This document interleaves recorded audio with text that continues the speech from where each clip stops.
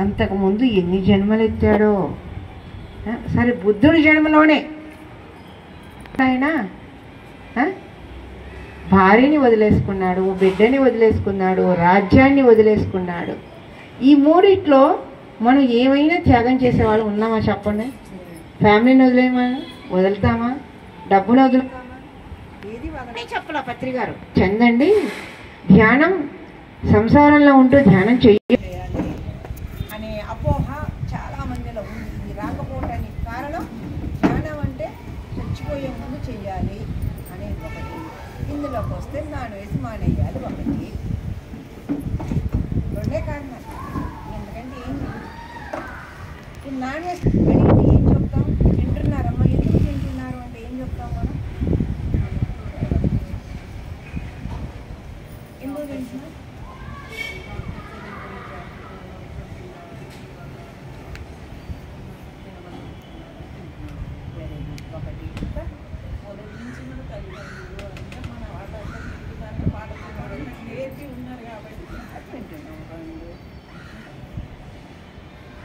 నేనా మనకి ఏం తెలుసా చెప్పుకోవాలి, సరదాగా మాట్లాడుకోవటమే.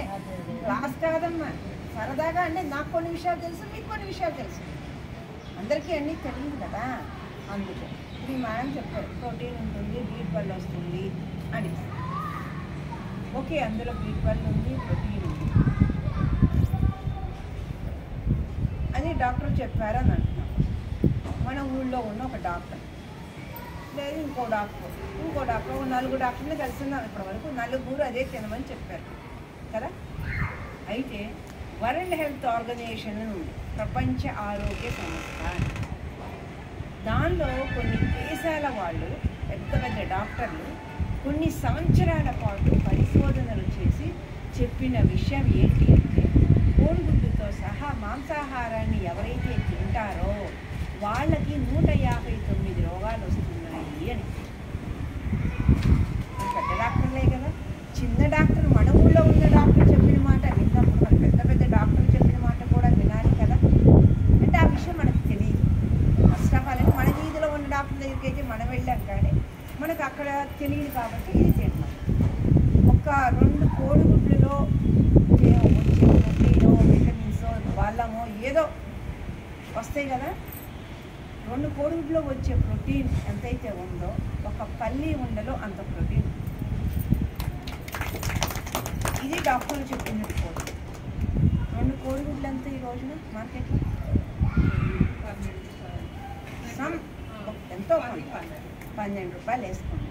అదే 12 రూపాయలు పెట్టి పల్లి ఉండలు తీసుకొస్తే ఒక ప్యాకెట్ వస్తుంది, అందులో 12 ఉండలు ఉంటాయి. అంటే రూపాయికి ఒకటి పడుతుంది పల్లి ఉండ చిన్నది. 12 రూపాయలు పెట్టి ఒక కోడిగుడ్డు తెచ్చుకొని ఒకరోజు తిందామా? అదే 12 రూపాయలు పెట్టి పల్లి ఉండ తీసుకొచ్చి 12 రోజులు తిందామా? సేమ్ ప్రోటీన్ కోసం ఏది బెటర్ చెప్పండి? ఆర్థిక రీత్యా ఇదే బెటర్, అవునా? ఇది మేము చెప్పేది కూడా కాదమ్మా. గతంలో వరల్డ్ హెల్త్ ఆర్గనైజేషన్ ఇప్పటివరకు ఇచ్చిన రిపోర్ట్ ప్రకారం. తర్వాత మనం చెప్పారు అలవాటు అయింది అని. అమ్మ నాన్న అలవాటు చేశారు మొదటి నుంచి.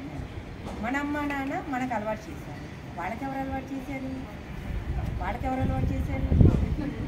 అలా అలా అలా అలా వెనక్కి వెళితే భూమి మీద మానవుడు భూమి మీద ఫస్ట్ పుట్టినప్పుడు అసలు అది మంచిది అని వాళ్ళకి ఎవరు చెప్పుకుంటారు మరి? లేదు. అయితే భూమి మీద మానవుడు పుట్టిన తర్వాత ఆహార పదార్థాలు లేవు, ఇన్ని పదార్థాలు లేవు. మీరు కూడా గమనించండి. ఒక 40-50 ఏళ్ల క్రితం చాలా తక్కువ పదార్థాలు ఉన్నాయి. 50 ఏళ్ల క్రితం మార్కెట్లో ఇళ్లలో ఏమన్నా దొడ్లలో జామకాయలు కాస్తేనో అవి కొన్ని ఊర్లు అసలు ఏ చెట్టు లేని ఊర్లు కూడా ఉన్నాయన్నమాట. లేదు, డబ్బు లేదు. కొన్ని మార్కెట్లోకి వస్తేలే కొనుక్కుందామంటే డబ్బు లేదు. మనకి ఫస్ట్ నాకు తెలిసి నేను చిన్నప్పుడు వస్తు మార్పిడి విధానం ఉండేది. మనకి పల్లెటూళ్ళలో చిలకడ దుంపలు, దోసకాయలు, రేగికాయలు ఇలా కొన్ని అంటే ఎవరికి పండిని వాళ్ళు ఇచ్చి వాళ్ళకి కావాల్సిన వస్తువులు తీసుకునేవాళ్ళు.